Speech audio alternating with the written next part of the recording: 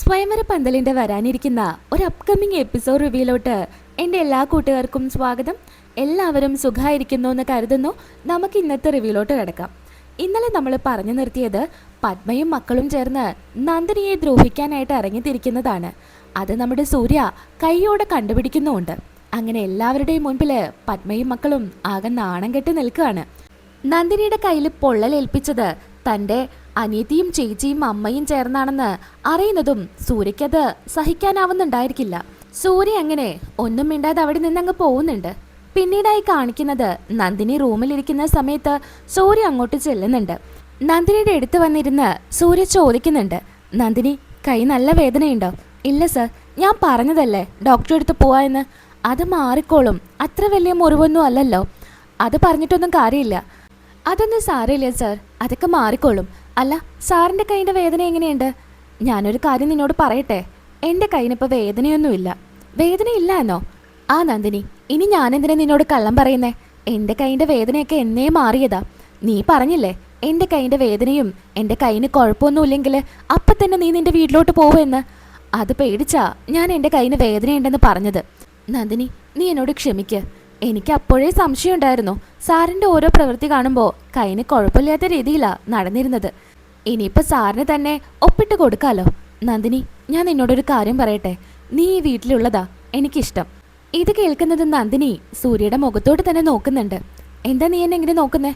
Sir, അത് ഞാൻ ഇവിടുത്തെ വെറും വേലക്കാരിയാ. ആ ഒരു സ്വാതന്ത്ര്യം മാത്രമേ എനിക്കിവിടെ എല്ലാവരും തന്നിട്ടുള്ളൂ.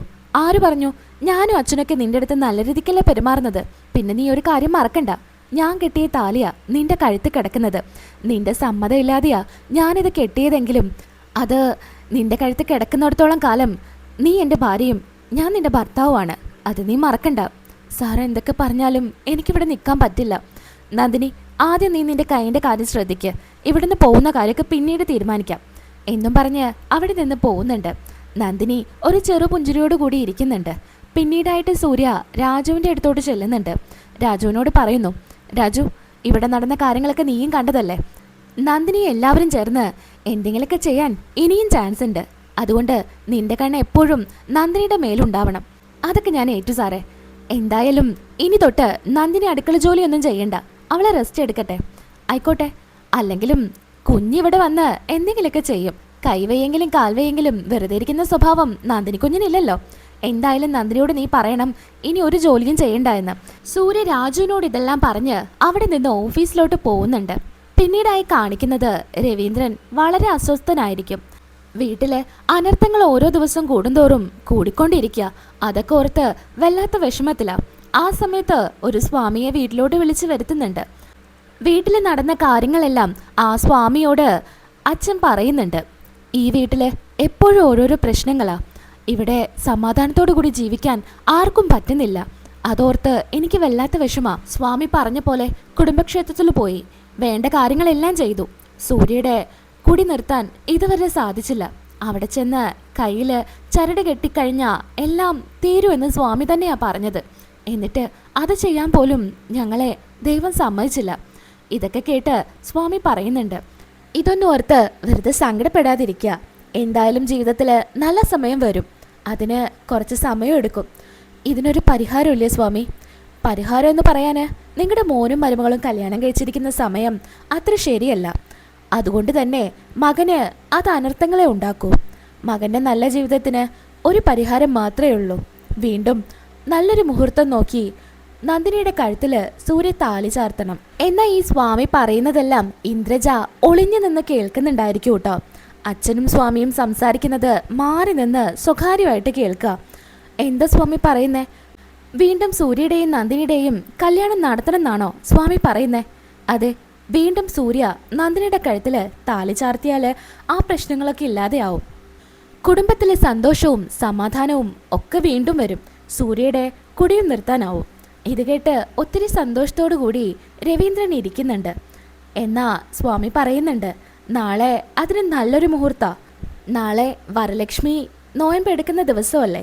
ആ ദിവസത്തിൽ നന്ദിനിയുടെ കഴുത്തിൽ വീണ്ടും സൂര്യ താലി ചാർത്തട്ടെ. നല്ല സമയത്ത് അങ്ങനെ ഒരു കാര്യം ചെയ്താൽ കുടുംബത്തിൽ നന്മയും ഉണ്ടാവും. എന്തായാലും എല്ലാം പറഞ്ഞ പോലെ ചെയ്യാം എന്ന് രവീന്ദ്രൻ സ്വാമിയോട് പറയുന്നു. അങ്ങനെ സ്വാമി അവിടെ നിന്ന് പോകുന്നുണ്ട്. ഇക്കാര്യം കേട്ട് ഇന്ദ്രജ വല്ലാത്ത ദേഷ്യത്തിലായിരിക്കും. വീണ്ടും അവളുടെ കഴുത്ത് താലി കെട്ടി അവര് രണ്ടുപേരും ഇനി സന്തോഷത്തോടു കൂടി കഴിഞ്ഞാലോ എന്നൊരു പേടി ഇന്ദ്രജയുടെ മനസ്സിൽ കൊടുങ്ങുന്നുണ്ട്. അങ്ങനെ സ്വാമി ഇറങ്ങാൻ നേരത്ത് പത്മയും കയറി വരുന്നുണ്ട്. ആ സ്വാമി എപ്പോഴാ വന്നേ? ഞാൻ വന്നിട്ട് കുറച്ച് നേരമായി. കാര്യങ്ങളെല്ലാം ഞാൻ പറഞ്ഞിട്ടുണ്ട്. അതുപോലെ ചെയ്ത കുടുംബത്തില് നന്മയും സന്തോഷവും ഒക്കെ വിളയാടും എന്നും പറഞ്ഞ് സ്വാമി അവിടെ നിന്ന് പോകുന്നുണ്ട്. എന്താ എനിക്കൊന്നും മനസ്സിലായില്ലല്ലോ, സ്വാമി എന്താ പറഞ്ഞു പോയത്? എന്നാ രവീന്ദ്രൻ അതെല്ലാം മറച്ചു വെക്കുന്നുണ്ട്. ഇപ്പോൾ എന്തായാലും പത്മയോട് ഇതെല്ലാം പറഞ്ഞാൽ മുടക്കാനായിട്ടേ ശ്രമിക്കൂ. വീണ്ടും നന്ദിനിയുടെ കഴുത്തിൽ താലി ചാർത്തണമെന്നൊക്കെ കേട്ട് കഴിഞ്ഞാൽ അത് പത്മയ്ക്ക് സഹിക്കാനാവില്ല എന്ന് രവീന്ദ്രന് നന്നായിട്ടറിയാം. അതുകൊണ്ട് രവീന്ദ്രൻ ഇക്കാര്യമൊന്നും പറയുന്നില്ല. എന്താ നിങ്ങളൊന്നും പറയാത്തേ? എന്തിനാ സ്വാമി വന്നത്? അത് പിന്നെ ഈ വീട്ടിൽ ഓരോരോ പ്രശ്നങ്ങൾ നടക്കുമല്ലേ, അതിന് വല്ല പരിഹാരം ഉണ്ടോ എന്ന് ചോദിക്കാനായിട്ട് വിളിച്ചു വരുത്തിയതാ. അല്ല, എന്തോ പറഞ്ഞിട്ടുണ്ടെന്ന് പറഞ്ഞു. നാളെ വരലക്ഷ്മി വ്രതമല്ലേ, അത് നല്ല രീതിക്ക് ആഘോഷിച്ചു കഴിഞ്ഞാൽ കുടുംബത്തിൽ നന്മയുണ്ടാവുമെന്നാ സ്വാമി പറഞ്ഞത്. ആ, നാളെ വരലക്ഷ്മി വ്രതമാണല്ലോ. എന്തായാലും അത് പ്രകാരം നല്ല രീതിക്ക് തന്നെ നമുക്ക് ആഘോഷിക്കാം. എനിക്കും കുറച്ച് ആൾക്കാരെ വിളിക്കാനുണ്ട്. ആ, കാര്യങ്ങളെല്ലാം അതുപോലെ ചെയ്യാം എന്ന് പത്മയും രവീന്ദ്രനും പറയുന്നുണ്ട്. ഇന്ദ്രജ കാര്യങ്ങളൊക്കെ കേട്ടതാണല്ലോ, അതുകൊണ്ട് തന്നെ ഇന്ദ്രജയ്ക്ക് എന്തുകൊണ്ടാ അച്ഛൻ അമ്മയോട് ഇതൊന്നും പറയാത്തേന്നുള്ള ഉള്ളിലൊരു ചിന്ത തോന്നുന്നുണ്ട്. അങ്ങനെ അമ്മയോട് പറയുന്നുണ്ട്, അമ്മേ എനിക്കൊരു കാര്യം പറയാനുണ്ട്, അമ്മ നിങ്ങൾ വന്നേ. എന്താടി, എന്താ കാര്യം? ഞാൻ ആകെ ടയേർഡാ, ഞാനൊന്ന് പോയി ഫ്രഷ് ആവട്ടെ, അതൊക്കെ പിന്നെ ആവാം. അമ്മ ഇങ്ങോട്ട് വാ, എനിക്കൊരു കാര്യം പറയണം. അങ്ങനെ പത്മയെ വിളിച്ചുകൊണ്ട് ഇന്ദ്രജ റൂമിലോട്ട് പോകുന്നുണ്ട്. അമ്മേ, അച്ഛൻ എന്താ പറഞ്ഞത് നാളത്തെ കാര്യം? നാളെ എന്താ വരലക്ഷ്മി വ്രതം എടുക്കുന്നുണ്ട്, വീട്ടില് പൂജയൊക്കെ നടത്തണം, അത് തന്നെ. അല്ലാതെ വേറെ ഒന്നും പറഞ്ഞില്ല? വേറെ ഒന്നും പറഞ്ഞില്ല? ഇല്ലടി, വേറെ ഒന്നും പറഞ്ഞില്ല. നിനക്ക് എന്തെങ്കിലും എൻ്റെ അടുത്ത് പറയാനുണ്ടോ? വളച്ചൊടിക്കാതെ കാര്യങ്ങൾ അങ്ങ് പറ പെണ്ണേ. അങ്ങനെ ഇന്ദ്രജ ചോദിക്കുന്നുണ്ട്. അമ്മേ, അച്ഛൻ ഇപ്പോഴും അമ്മയുടെ അടുത്ത് എല്ലാം തുറന്ന് പറഞ്ഞിട്ടില്ല. സ്വാമി വന്നിട്ട് എന്താ പറഞ്ഞതെന്ന് അമ്മയ്ക്കറിയോ? എന്താ പറഞ്ഞേ? അത് നാളെ വരലക്ഷ്മി വ്രതമൊക്കെ തന്നെയാ, ഇവിടെ ആഘോഷിക്കണം എന്നൊക്കെ പറഞ്ഞു. പക്ഷേ അതുമാത്രമല്ല, വരലക്ഷ്മി വ്രതം ആയതുകൊണ്ട് തന്നെ നാളെ നല്ല മുഹൂർത്താണത്രേ. വീണ്ടും നന്ദിനിയുടെ കഴുത്തിൽ സൂര്യയെക്കൊണ്ട് താലി ചാർത്തണമെന്നാ ആ സ്വാമി പറഞ്ഞിട്ട് പോയത്. അതിന് സമ്മതം മൂളിയാ അച്ഛൻ അവരെ പറഞ്ഞു വിട്ടത്. എന്തൊക്കെയാ നീ പറയുന്നേ? വീണ്ടും ആ വേലക്കാരുടെ കഴുത്തിൽ സൂര്യ താലി ചാർത്തണമെന്നോ? അതെ അമ്മേ, അമ്മയോട് പറയാതിരുന്നത് അത് മുടക്കുമെന്ന് കരുതിയിട്ടാ. എന്തായാലും ഇക്കാര്യം അറിഞ്ഞത് അമ്മ പറയാതിരിക്കുന്നതാ നല്ലത്. അങ്ങനെ ഒരു പ്ലാനും ഇതിനിടയിൽ നടക്കുന്നുണ്ടല്ലേ. എൻ്റെ ഭർത്താവ് തന്നെ എന്നെ വഞ്ചിക്കുക. ഇപ്പോഴാ എനിക്കെല്ലാം മനസ്സിലായത്. ആ ഒരു ചിന്ത മനസ്സിന്ന് മാറ്റി വെക്കുന്നതാ നല്ലത്. ഒരിക്കലും സൂര്യ ഇനി നന്ദിനിയുടെ കഴുത്തിൽ താലി ചാർത്തില്ല. അത് ചാർത്താൻ ഞാൻ സമ്മതിക്കില്ല. അമ്മേ, വീണ്ടും കല്യാണം കഴിച്ചാലേ കുടുംബത്തിൽ സമാധാനവും സന്തോഷവും ഉണ്ടാവും എന്നാ ആ സ്വാമി പറഞ്ഞത്. അതുമാത്രമല്ല, സൂര്യയുടെ കുടിയൊക്കെ നിർത്താൻ അങ്ങനെ ചെയ്യണമെന്നാ പറഞ്ഞത്. അതിൽ വീണതാന്നാ തോന്നുന്നത് അച്ഛൻ. നിന്റെ അച്ഛൻ ഇപ്പോഴും ആ വേലക്കാരി തന്നെയാ സ്വന്തം മകളായി കണ്ടിരിക്കുന്നത്. നിങ്ങളോടൊന്നും ഇല്ലാത്ത ഒരു പ്രത്യേക സ്നേഹം അവളോടുണ്ട്. അതെനിക്കറിയാമേ. എന്തായാലും ഇത് നമുക്ക് മുടക്കണം. നീ അതൊന്നോർത്ത് വെറുതെ ടെൻഷൻ അടിക്കണ്ട. നാളത്തെ കാര്യം ഞാൻ നോക്കിക്കോളാം എന്ന് പത്മ ഇന്ദ്രജിയോട് പറയുന്നുണ്ട്. അങ്ങനെ പത്മ ഒരാളെ വിളിക്കുന്നുണ്ട്. സ്പെഷ്യലായിട്ടുള്ളൊരു ഗസ്റ്റാണ്, നാളെ എന്തായാലും വരണമെന്നും. മാഡം, അതിനി ഒരു മാറ്റം ഉണ്ടാവരുത്. പലതവണ ഞാൻ വീട്ടിലോട്ട് ക്ഷണിച്ചതാ, അപ്പോഴൊക്കെ ഓരോ തിരക്ക് പറഞ്ഞൊഴിഞ്ഞു. ഇനി അങ്ങനെ പറയല്ലേ എന്നൊക്കെ പറയുന്നുണ്ട്. എന്തായാലും വരാ എന്ന് തിരിച്ചുറപ്പും പറയാ. ആരാണെന്ന് ഇന്ദ്രജയും വേദയും വന്ന് ചോദിക്കുന്നുണ്ട്. അമ്മ ആരെയെ വിളിച്ചത്? ആരെങ്കിലും വീട്ടിലോട്ട് വരുന്നുണ്ടോ? അതൊക്കെ വരുമ്പോൾ നീ അറിഞ്ഞാൽ മതി. VIP ഗസ്റ്റാണോ അമ്മേ? അതൊക്കെ വരുമ്പോൾ അറിഞ്ഞാൽ മതി എന്ന് പറഞ്ഞില്ലേ. എന്തായാലും നിങ്ങളൊക്കെ ഒന്ന് വെയിറ്റ് ചെയ്യ് എന്നും പറഞ്ഞ് പത്മ അവിടെ നിന്ന് പോകുന്നുണ്ട്. അങ്ങനെ പിന്നീടായിട്ട് കാണിക്കുന്നത് ഇക്കാര്യങ്ങളെല്ലാം രവീന്ദ്രൻ നന്ദിനിയോട് പറയുന്നുണ്ട്. നാളെ ഇവിടെ വരലക്ഷ്മി പൂജ നടത്തുന്നുണ്ട്. ആ സമയത്ത് വേറൊരു കാര്യം കൂടെ നടത്തുന്നുണ്ട്. എന്താ കാര്യം? അത് പറ സാർ. ഇന്ന് സ്വാമി വന്നിരുന്നു. സ്വാമി പറഞ്ഞത് വീണ്ടും സൂര്യ നിന്റെ കഴുത്തിൽ താലി ചാർത്തിയാലേ ഈ കുടുംബത്തിൽ സമാധാനവും സന്തോഷമൊക്കെ ഉണ്ടാവുമെന്നാ. എന്തൊക്കെയാ സാർ പറയുന്നേ? അതൊന്നും വേണ്ട. ഇപ്പൊ തന്നെ ഓരോരോ പ്രശ്നങ്ങളായി വീട്ടിൽ നടക്കുന്നേ. ഇനിയിപ്പോ ഇതും കൂടെ ആയാല് പത്മ മേഡത്തിന് അത് വേണ്ട. എനിക്ക് പേടിയാ. നീ എന്തിനാ പേടിക്കുന്നേ? ഞാനില്ലേ കൂടെ. ഞാൻ മാത്രമല്ല, സൂര്യയുണ്ട്. വരലക്ഷ്മി വ്രതം എന്ന് പറയുന്നത് സുമംഗലിയായ പെൺകുട്ടികൾ നടത്തേണ്ടതാ. അത് വേണ്ട. നീ എന്താ സുമംഗലിയല്ലേ? എന്റെ മകന്റെ താലിയാ നിന്റെ കഴുത്ത് കിടക്കുന്നത്. മോളെ നന്ദിനി, ഞാൻ പറയുന്നത് നീ കേൾക്ക്. വെറുതെ നീ എതിര് പറയല്ലേ. സൂര്യയുടെ നന്മയ്ക്ക് വേണ്ടിയിട്ടാ ഞാനിപ്പോൾ മോളോട് ഈ സംസാരിക്കുന്നത്. വീണ്ടും മോളുടെ കഴുത്തിൽ അവൻ താലി ചാർത്തട്ടെ. നല്ല സമയത്തല്ല നിങ്ങളുടെ കല്യാണം നടന്നത്. ഇനി നാളത്തെ ദിവസത്തിൽ നിങ്ങളുടെ കല്യാണം നടന്നാൽ അത് നല്ലതായിരിക്കും മോളെ. ഞാൻ പറയുന്നത് മോള് കേൾക്ക്. സാർ, അത് പേടിക്കാതിരിക്കുക. എന്ത് വന്നാലും കൂടെ ഞാനുണ്ടായിരിക്കും. നിന്റെ പേടി പത്മ അറിഞ്ഞാൽ എങ്ങനെ പ്രതികരിക്കുമെന്ന് ഓർത്തായിരിക്കും. പത്മയുടെ കാര്യത്തിൽ നീ വെറുതെ ടെൻഷൻ അടിക്കണ്ട എന്നൊക്കെ രവീന്ദ്രൻ നന്ദിനിയെ പറഞ്ഞ് മനസ്സിലാക്കുന്നുണ്ട്. സാറ് പറഞ്ഞാ അത് കേൾക്കാതിരിക്കാൻ പറ്റില്ലല്ലോ എന്നോർത്ത് നന്ദിനി സമ്മതം മൂളുന്നുണ്ട്. അപ്പോഴും സൂര്യയുടെ കാര്യങ്ങളൊന്നും പറഞ്ഞിട്ടില്ല കേട്ടോ. ഇങ്ങനെ നാളെ വീണ്ടും നന്ദിനിയുടെ കഴുത്തിൽ താലി ചാർത്തണമെന്നൊന്നും സൂര്യയോട് പറഞ്ഞു കാണില്ല. അങ്ങനെ പിന്നീടായിട്ട് കാണിക്കുന്നത് നന്ദിനി അടുക്കളയിൽ നിൽക്കുന്ന സമയത്ത് അവിടേക്ക് പത്മ വരുന്നുണ്ട്. പത്മ വളരെ ദേഷ്യത്തിലായിരിക്കും. പത്മ ചോദിക്കുന്നുണ്ട്, എന്താടി നാളത്തെ പൂജയ്ക്കുള്ള കാര്യങ്ങളൊക്കെ നീയാണോ ഇവിടെ ചെയ്യുന്നേ? അത് സാറ് പറഞ്ഞു. നീയേ വെറുതെ പാവം ചമയണ്ട. നാളെ നടക്കാൻ പോകുന്നത് എന്താണെന്ന് എനിക്ക് നന്നായിട്ടറിയാം. നിന്നെപ്പോലെ ഒരുത്തി ഒരിക്കലും ആ പൂജ നടത്തരുത്. അതെനിക്ക് നിർബന്ധം. പിന്നെ നിന്റെ കൂടെ തന്നെയാണല്ലോ എൻ്റെ മകനും എൻ്റെ ഭർത്താവും. നിന്റെ കഴുത്തിൽ എൻ്റെ മകൻ കെട്ടിയ താലി കിടക്കുന്നുണ്ടെന്ന് കരുതിയിട്ട് നീ വല്ലാതങ്ങ് ആളാവാൻ നിൽക്കണ്ട. ഇതെങ്ങനെയാ നിന്റെ കഴുത്തിൽ വന്നേന്ന് നിനക്ക് നന്നായിട്ട് അറിയാലോ. അത് നീ മറക്കണ്ട. ഈയൊരു വരലക്ഷ്മി വ്രതം എടുത്ത് പൂജ ചെയ്യേണ്ടത് സുമംഗലിയായവരാ. സുമംഗലിയായവരെന്ന് പറഞ്ഞത് നല്ല രീതിക്ക് കല്യാണം നടത്തി ഒരു കുടുംബമായിട്ട് ജീവിക്കുന്നവർ, എൻ്റെ മകളെ പോലെയും എന്നെ പോലെയുള്ളവർ. അല്ലാതെ നിന്നെ പോലെ ഒന്നിനും പറ്റാത്തവരല്ല ഈ പൂജ നടത്തേണ്ടത്. ഇത് കേട്ട് നന്ദിനി വല്ലാണ്ട് സങ്കടപ്പെടുന്നുണ്ട്. മാഡം എന്താ പറയുന്നതെന്ന് എനിക്ക് മനസ്സിലാവുന്നില്ല. ഇനി എന്താ ഇത് കൂടുതൽ എനിക്ക് മനസ്സിലാവേണ്ടതുള്ളത്? മര്യാദയ്ക്ക് ഈ വീട് വിട്ടു പൊക്കോ. പലതവണ ഞാൻ നിന്നോട് പറഞ്ഞതാ, എന്നെയും എൻ്റെ മോനെയും ബുദ്ധിമുട്ടിക്കാനായിട്ട് ഈ വീട്ടിൽ നിൽക്കരുതെന്ന്. ഇറങ്ങിപ്പോവാൻ പറഞ്ഞിട്ടും നാണമില്ലാതെ ഇവിടെ കടിച്ചു തൂങ്ങേണ്ട ഒരു ആവശ്യമില്ല. ഞാനൊരു കാര്യം പറയാം. നാളെ ഇവിടെ വലിയ വലിയ ഗസ്റ്റുകളൊക്കെ വരുന്നതാ. ആ സമയത്ത് നീ ഇവിടെ നിന്ന് തിരിയാതിരിക്കുന്നതാ നല്ലത്. ഇവിടുത്തെ മരുമകളാണെന്നും പറഞ്ഞ് ഇവിടെ നിൽക്കുന്നത് എനിക്ക് തീരെ ഇഷ്ടമില്ലാത്ത കാര്യമാണ്. മര്യാദയ്ക്ക് ആ സമയത്ത് എങ്ങോട്ടെങ്കിലും ഇറങ്ങിപ്പൊക്കോളണം. ഈ വീട്ടിൽ നീ നിന്ന് പൂജയുടെ കാര്യങ്ങളൊന്നും നോക്കരുത്. ഇതെല്ലാം പത്മ പറയുന്നത് കേട്ട് നന്ദിനിയുടെ കണ്ണ് നിറയുന്നുണ്ട്. നന്ദിനി അതിനെല്ലാം സമ്മതം മൂളുന്നുണ്ട്. ഞാൻ പറഞ്ഞത് നീ മറക്കണ്ട. നാളത്തെ ദിവസം നീ എങ്ങോട്ടെങ്കിലും ഒന്ന് ഇറങ്ങിപ്പോയാ അത്രയും സന്തോഷം. ഈ വീട്ടിൽ നീ ഉള്ളപ്പോൾ ആ പൂജ നടത്തിയാൽ വീടിൻ്റെ ഐശ്വര്യം പോവും എന്നൊക്കെ പറയുന്നത് കേട്ട് വല്ലാത്ത വിഷമത്തിൽ നന്ദിനി തല താഴ്ത്തി നിൽക്കുന്നുണ്ട്. അങ്ങനെ പത്മ അവിടെ നിന്ന് പോകുന്നു. ഇതെല്ലാം ഇന്ദ്രജയും വേദയും കേൾക്കുന്നുണ്ട്. അമ്മേ, കൊള്ളാം അമ്മേ, അവളെ അതും പറഞ്ഞ് ഇവിടുന്ന് പറഞ്ഞു വിടാനാണല്ലേ അമ്മയുടെ പ്ലാൻ. എന്തായാലും അടിപൊളി.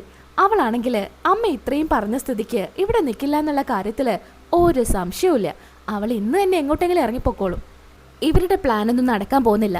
അവളുടെ കഴുത്തിൽ ഇനി സൂര്യ താലി ചാർത്തില്ല എന്നൊക്കെ പത്മ വളരെ കോൺഫിഡൻസോടു കൂടി സംസാരിക്കുന്നുണ്ട്. അങ്ങനെ പിന്നീട് കാണിക്കുന്നത് അന്ന് രാത്രി സൂര്യ നല്ല കുടിച്ചുകൊണ്ട് വീട്ടിലോട്ട് കയറി വരുന്നുണ്ട്. അങ്ങനെ പത്മയും അതുപോലെ രവീന്ദ്രനും അവിടെ തന്നെ നിൽക്കുന്നുണ്ട്. രവീന്ദ്രൻ സൂര്യയുടെ അടുത്തോട്ട് ചെല്ലുന്നുണ്ട്. എന്താടാ നീ എന്താ ഇത്ര വൈകിയത്? അച്ഛാ, ഇന്ന് ഹെവി വർക്കായിരുന്നു. ഞാൻ നല്ല ടയേർഡാ. അച്ഛൻ ചോറ് കഴിച്ചോ? അതൊക്കെ ഞാൻ കഴിച്ചു. നീ ഇങ്ങനെ കുടിച്ച് നശിക്കല്ലേടാ? അച്ഛാ, എൻ്റെ ജീവിതം ഇനി എന്താ നശിക്കാനുള്ളത്? ഈ നിൽക്കുന്നു അച്ഛൻ്റെ ഭാര്യ കാരണം എൻ്റെ ജീവിതം എന്നേ നശിച്ചതാ. നീ ഒന്നും മിണ്ടാതിരിക്കുക. അല്ല, ഇവിടെ എന്താ കല്യാണം വല്ലതും നടക്കുന്നുണ്ടോ? ഇത്രയും ലൈറ്റും അലങ്കാരങ്ങളൊക്കെ. എടാ, അത് ഞാൻ പറയാൻ മറന്നതാ. നാളെ വരലക്ഷ്മി വ്രതമാ. ഈ വീട്ടിൽ പൂജയൊക്കെ നടത്തുന്നുണ്ട്. പൂജ നടത്തേ? വരലക്ഷ്മി വ്രതം അതെന്താച്ചാ? അത് സുമംഗലിയായവര് ഇവിടെ നടത്തുന്നതാ. സ്ത്രീകളാ ഈ പൂജയ്ക്ക് വേണ്ടത്. അതിനിവിടെ സ്ത്രീകളില്ലല്ലോ, എല്ലാവരും പുരുഷന്മാരല്ലേ. എടാ, ഒന്നും മിണ്ടാതിരിക്കുന്നുണ്ടോ? അച്ഛാ, അച്ഛൻ എന്തിനാ ഇതിനൊക്കെ കൂട്ടു നിൽക്കുന്നേ? ഇന്നേ വരെ ചെയ്യാത്ത കാര്യങ്ങളൊക്കെ ഇപ്പം എന്തിനാ ഈ വീട്ടിൽ ചെയ്യുന്നേ? എടാ, അത് സ്വാമി പറഞ്ഞതാ നാളെ ഈ പൂജ ഇവിടെ നടത്തണമെന്ന്. അതിന് നീ ഇവിടെ വേണം. ഞാനെന്തിനാ അച്ഛാ? ഞാനൊന്നും ഇല്ല. എടാ, അങ്ങനെ പറയല്ലേ. ഈ പൂജ നടത്തുമ്പോൾ നീ ഇവിടെ വേണടാ. അച്ഛാ, ഇത് സ്ത്രീകൾ നടത്തുന്ന പൂജയാണെന്നല്ലേ പറഞ്ഞത്. അവർക്ക് വേണ്ടിയുള്ള പൂജയ്ക്ക് ഞാനെന്തിനാ ഇവിടെ നിൽക്കുന്നേ? ഞാനില്ല അച്ഛാ. അച്ഛൻ എന്തൊക്കെ പറഞ്ഞാലും ഇതിനെന്തായാലും ഞാനിവിടെ ഉണ്ടായിരിക്കില്ല. അങ്ങനെ വീണ്ടും രവീന്ദ്രൻ നിർബന്ധിക്കുന്നത് കാണുമ്പോൾ പത്മ വന്ന് പറയുന്നുണ്ട്, നിങ്ങൾ എന്തിനാ അവനെങ്ങനെ നിർബന്ധിക്കുന്നേ? അവന് താല്പര്യമില്ലെങ്കിൽ അവനിവിടെ നിൽക്കണ്ട. അവൻ നാളെ ഓഫീസിലോട്ട് പൊക്കോട്ടെ. ഓഫീസിൽ എന്തൊക്കെ കാര്യങ്ങൾ ചെയ്യാനുള്ളതാ. ഇത് കേൾക്കുമ്പോൾ സൂര്യ പറയുന്നുണ്ട്, ആഹാ, ഇതെന്തായാലും എനിക്കിഷ്ടപ്പെട്ടു. അച്ഛാ, നാളെ ഇനി എന്തൊക്കെ തിരക്കുണ്ടെങ്കിലും ഈ പൂജയ്ക്ക് ഞാനിവിടെ ഉണ്ടായിരിക്കും. അതെ, എൻ്റെ അമ്മയ്ക്ക് ഞാനിവിടെ നിൽക്കരുതെന്ന് ഉള്ളിൽ എന്തോ ഒരു ആഗ്രഹമുണ്ട്. അതെന്തായാലും ഞാൻ നടത്തി കൊടുക്കില്ല. നാളെ ഞാൻ പൂജയൊക്കെ കഴിഞ്ഞിട്ടേ ഇനി ഓഫീസിലോട്ട് പോകുന്നുള്ളൂ. അങ്ങനെ അവിടെ നിന്ന് സൂര്യ പോകുന്നുണ്ട്. അങ്ങനെ ഇന്ദ്രജയും വേദയും പറയുന്നുണ്ട്, എന്താ അമ്മ എന്തിനാ അതും ഇതൊക്കെ പറയാൻ പോയത്? അതുകൊണ്ടാ അവനിവിടെ നിൽക്കുക എന്ന് തീരുമാനിച്ചേ. ഇതിപ്പോ നാളെ അവൻ ഈ പൂജയൊക്കെ കഴിഞ്ഞിട്ട് ഇവിടുന്ന് പോകും എന്നാ തോന്നുന്നേ. അമ്മയുടെ പ്ലാനൊക്കെ ഇല്ലാതാവും എന്ന് ഇന്ദ്രജയും വേദയും പറയുന്നുണ്ട്. ഒന്നും മിണ്ടാതെ പത്മ ദേഷ്യത്തിൽ നിൽക്കുക. അങ്ങനെ റൂമിലെത്തുന്ന സമയത്ത് നന്ദിനിയോട് ചോദിക്കുന്നുണ്ട്, നന്ദിനി, എങ്ങനെയുണ്ട് കൈയിന് വേദനയൊക്കെ കുറഞ്ഞോ? ആ സാർ, വേദനയൊന്നുമില്ല. നാളെ ഇവിടെ എന്തോ ഒരു പൂജ എന്തോന്ന് പറഞ്ഞല്ലോ. എന്തോ ഒരു പൂജ പേര്. അതെന്ത് പൂജയാ നന്ദിനി? വരലക്ഷ്മി പൂജ.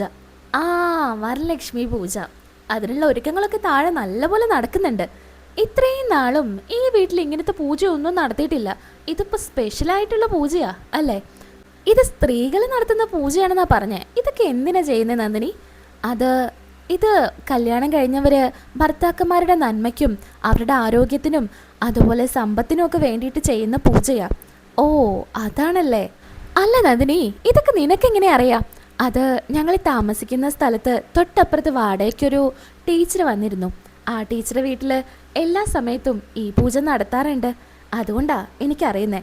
ആഹാ, അങ്ങനെയാണല്ലേ. നാളെ അപ്പോൾ ഒരു വെറൈറ്റി പൂജയാ. അപ്പം എന്തായാലും ഗുഡ് നൈറ്റ്. നാളെ കുറച്ച് നേരത്തെ എണീക്കണ്ടേ? ഞാൻ കിടക്കട്ടെ എന്നും പറഞ്ഞ് സൂര്യ കിടക്കുന്നുണ്ട്. നന്ദിനിയുടെ മനസ്സിൽ അപ്പോഴും വല്ലാത്ത സങ്കടമായിരിക്കും. പത്മ പറഞ്ഞതൊക്കെ ഓർത്ത് വല്ലാത്ത സങ്കടത്തിലാ നന്ദിനി കിടക്കുന്നത്. പിന്നീടായിട്ട് കാണിക്കുന്നത് പിറ്റേ ദിവസം രാവിലെ പത്മ വളരെ സന്തോഷത്തിൽ വരുന്നുണ്ട്. നന്ദിനിയെ അത്രയും പറഞ്ഞതല്ലേ, നന്ദിനി ഉറപ്പായിട്ടും വീട് വിട്ട് പോയി കാണുമെന്ന് കരുതിയിട്ടാ പത്മ വരുന്നത്. നല്ല ഭംഗിയിൽ കോലൊക്കെ ഇട്ടിട്ടുണ്ടായിരിക്കും. അങ്ങനെ ഹസ്ബൻഡ് അവിടെ നിൽക്കുന്നുണ്ട്. അങ്ങനെ പത്മ വന്ന് ചോദിക്കുന്നുണ്ട്, അല്ല, നല്ല ഭംഗിയിൽ കോലൊക്കെ ഇട്ടിട്ടുണ്ടല്ലോ, ഇത് ആരിട്ടതാ? ഇത് നിന്റെ മകള് ഇന്ദ്രജ ഇട്ട കോല. ഓ, അവൾക്ക് ഇത്ര ഭംഗിയിലൊക്കെ ഇടാൻ പറ്റുമോ? ഓ, നല്ല ആള്. അവൾ എഴുന്നേറ്റിട്ട് പോലുമില്ല. ഇതേ നന്ദിനി ഇട്ട കോല. അപ്പോൾ നിന്റെ മകളിട്ടാ മാത്രമേ ഇത് നല്ലതാവും അല്ലേ? നന്ദിനി ഇട്ടാ ഇത് മോശമാണെന്ന് പറയും അല്ലേ എന്ന് ചോദിക്കുന്നുണ്ട് രവീന്ദ്രൻ. അങ്ങനെ മുഖമൊക്കെ മാറി വലിയ ദേഷ്യത്തിൽ പത്മ നിൽക്കുന്നുണ്ട്. അങ്ങനെ രാജു വന്ന് പറയുന്നുണ്ട്, നന്ദിനി കുഞ്ഞിനെ ഇവിടെ ഒന്നും കാണുന്നില്ല. അല്ലെങ്കിൽ അടുക്കളയിൽ എന്തെങ്കിലുമൊക്കെ ചെയ്ത് നിൽക്കേണ്ടതാ. ഇന്ന് കാണുന്നില്ലല്ലോ. നന്ദിനിയെ കാണാനില്ല എന്നോ? അവൾ മുകളിലുണ്ടാവും റൂമിൽ എന്ന് രവീന്ദ്രൻ പറയുന്നു. ആണോ? മോൾ ഇത്ര നേരമൊന്നും താഴോട്ട് വരാതിരിക്കില്ല, അതുകൊണ്ട് ചോദിച്ചതാ. അങ്ങനെ സൂര്യക്ക് വിളിക്കുന്നുണ്ട്. സൂര്യ, നന്ദിനി മുകളിലുണ്ടോ? ഇല്ലല്ലോ. അവൾ താഴോട്ട് വന്നില്ലേ? ഇല്ല, താഴെയില്ല. പിന്നെ അവൾ എങ്ങോട്ട് പോയി? അറിയില്ല. അങ്ങനെ എല്ലാവരും നന്ദിനിയെ അന്വേഷിക്കുന്നുണ്ട്. എല്ലായിടത്തും പോയി നന്ദിനിയെ വിളിച്ച് അവിടെ ഇവിടെയൊക്കെ പോയി തിരക്കുക. എവിടെയും നന്ദിനിയെ കാണുന്നുണ്ടായിരിക്കില്ല. രാജു ആണെങ്കിൽ തൊട്ടപ്പുറത്ത് റോഡിലുള്ള കടയിൽ വരെ പോയി തിരക്കുന്നുണ്ട്. രാജു, നന്ദിനിയെ കണ്ടോ? ഇല്ല കുഞ്ഞെ, ഇവിടെയൊന്നും കാണാനില്ല. നന്ദിനി കുഞ്ഞിപ്പോൾ എങ്ങോട്ടാ പോയത്? അങ്ങനെ എല്ലായിടത്തും അന്വേഷിക്കുന്നുണ്ട്. പത്മയ്ക്ക് ഒത്തിരി സന്തോഷമാവുന്നുണ്ട്. ഇന്ദ്രജയ്ക്കും വേദയ്ക്കും പറയേണ്ടതില്ല, അത്രയേറെ സന്തോഷമായിരിക്കും നന്ദിനിയെ കാണാത്തത് കൊണ്ട്. അങ്ങനെ സൂര്യ ആകെ ടെൻഷൻ അടിക്കുന്നുണ്ട്. നന്ദിനിയെ എപ്പോഴും ഓരോരുത്തരായിട്ട് തട്ടിക്കൊണ്ടു പോകുന്നതല്ലേ, അതാരാണെന്ന് പോലും ഇന്നേ വരെ കണ്ടുപിടിക്കാൻ പറ്റിയിട്ടില്ല. ഇനി അങ്ങനെ എന്തെങ്കിലും ആപത്ത് സംഭവിച്ചോ എന്നായിരിക്കും സൂര്യയും അതുപോലെ രവീന്ദ്രനൊക്കെ ചിന്തിക്കുന്നത്. നിങ്ങൾക്കെന്താ? അവൾ എങ്ങോട്ടെങ്കിലും പോയി കാണും. നിങ്ങൾക്കെന്താ ഇത്ര വലിയ ടെൻഷൻ? അവൾ എപ്പോഴെങ്കിലും വന്നോളും. ഇവിടെ നിന്ന് പൂജ നടക്കുന്ന ദിവസമാണ്. ഇങ്ങനെ അങ്ങോട്ടും ഇങ്ങോട്ടും ഓടിപ്പായാനൊന്നും പറ്റില്ല. ഗസ്റ്റുകളൊക്കെ ഇപ്പോൾ ഇങ്ങോട്ട് വരും എന്നൊക്കെ പത്മ പറയുന്നുണ്ട്. ഇനി ആരൊക്കെ വന്നാലും നന്ദിനിയെ കാണാതെ ഈ പൂജ ഇവിടെ നടക്കില്ല എന്ന് സൂര്യ പറയുന്നുണ്ട്. നീ ഒന്ന് പോയേ. അവൾ പോയാലും വന്നാലും എനിക്കൊരു പ്രശ്നവുമില്ല. എൻ്റെ വീട്ടിൽ പൂജ നടത്തണോ വേണ്ടേന്ന് ഞാനേ തീരുമാനിക്കാം. അങ്ങനെ പത്മ വളരെ ദേഷ്യത്തിൽ സംസാരിക്കുന്നുണ്ട്. അങ്ങനെ നന്ദിനിയെ കാണാത്തത് കൊണ്ട് രവീന്ദ്രനോട് ചോദിക്കുന്നുണ്ട് സൂര്യ, അച്ഛാ, ഇനിയിപ്പോൾ അവൾ വീട്ടിലോട്ട് എങ്ങാനും പോയി കാണോ? അങ്ങോട്ട് വിളിക്കണോ? വേണ്ടടാ, അങ്ങോട്ട് എത്തിയിട്ടില്ലെങ്കിൽ അവർക്കത് ടെൻഷനായിരിക്കും. അതുകൊണ്ട് നീ അവരെ ഇപ്പം തന്നെ വിളിക്കണ്ട. നന്ദിനി ഇവിടെ എവിടെയെങ്കിലൊക്കെ കാണും, നമുക്ക് അന്വേഷിക്കാം എന്നും പറഞ്ഞ് നന്ദിനിയെ അന്വേഷിക്കുവാണ്. നന്ദിനിയാണെങ്കിൽ പത്മ പറഞ്ഞ പ്രകാരം വീട് വിട്ട് ഇറങ്ങിയിരിക്കുകയാണ്. പക്ഷേ അതൊക്കെ തിരുത്തി കുറിച്ചുകൊണ്ട് ഒരു ട്വിസ്റ്റ് നടക്കുന്നുണ്ട്. നാളത്തെ എപ്പിസോഡിൽ നമുക്കത് പറയാം. നാളെ എന്തായാലും നന്ദിനിയുടെയും സൂര്യയുടെയും കല്യാണം വീണ്ടും നടക്കുന്നതാണ് കേട്ടോ. വീഡിയോ ഇഷ്ടപ്പെട്ടാലൊന്ന് ലൈക്ക് ചെയ്തേക്കുക. ഇതുവരെയും സബ്സ്ക്രൈബ് ചെയ്ത് കാണുന്ന കൂട്ടുകാരാണെങ്കിൽ ഒന്ന് സബ്സ്ക്രൈബും ചെയ്തേക്കുക. നാളെ വീണ്ടും കാണാം. അതുവരയ്ക്കും എൻ്റെ എല്ലാ കൂട്ടുകാർക്കും ടാറ്റാ.